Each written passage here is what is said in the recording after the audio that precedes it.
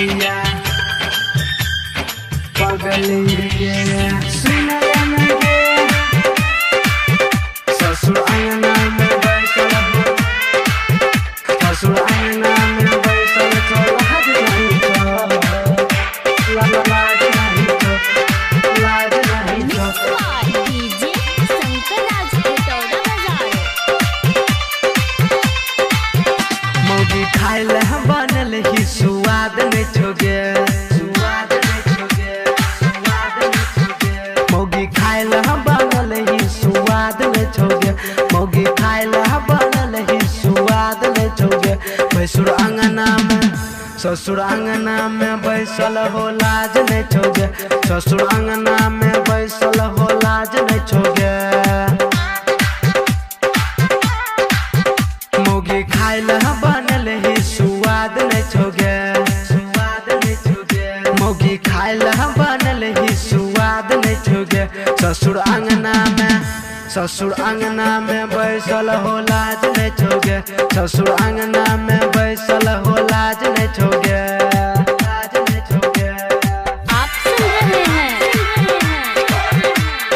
Music by DJ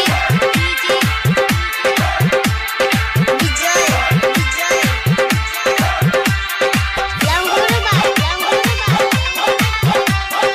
आप सुन रहे हैं डीजे शंकर राजकोट हेटौड़ा बाजार। मोगिया खाइल बनल ही तहूँ दाल भात गे भैंसुर जेलो देखाबै ही दाँत गे हे मोगिया खाइल बनल ही तहूँ दाल भात गे भैंसुर जेलो देखाबै ही दाँत गे तोरा सास के संग में बनाइन नहीं छो तोरा सास के संग में बनाइन नहीं छो ससुर अंगना में बैसल हो लाज नहीं छो ससुर अंगना में बैसल छो लाज नहीं छो।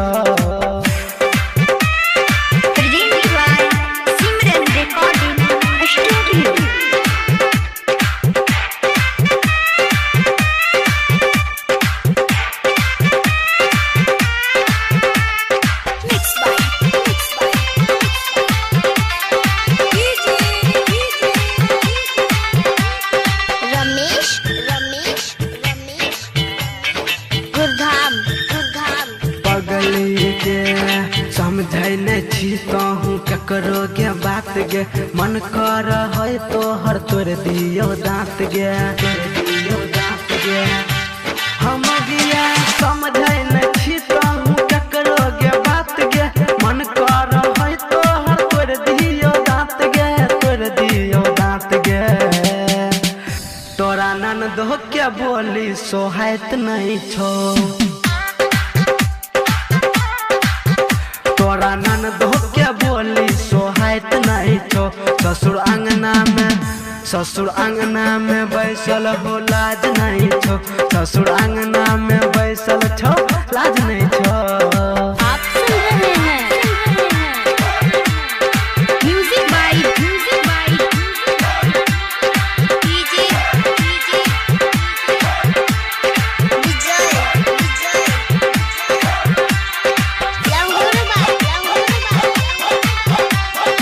आप सुन रहे हैं डीजे शंकर राजकोट हेटौड़ा बाजार। गे सुने गे बुझै छो बात तोहर नौसद निराला कहियो हम मार देबो तोरा गे भाला सुन लेना गे बुझै छो बात तोहर नौसद निराला कहियो हम मार देबो तोरा गे भाला अब जी बच के जिंदगी कटैत नहीं गे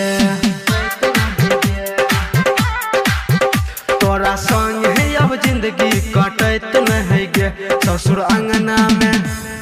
अंगना में बैसल हो लाज नहीं छोगे भैंसुर अंगना में बैसल हो लाज नहीं छोगे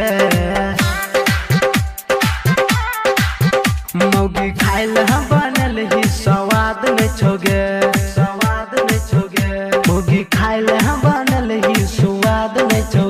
ससुर अंगना में बैसल हो लाज नहीं छोगे, ससुर अंगना में बैसल हो लाज नहीं छोगे। जोगे मोगिया सारा ला शर्म उठा के पी गेला।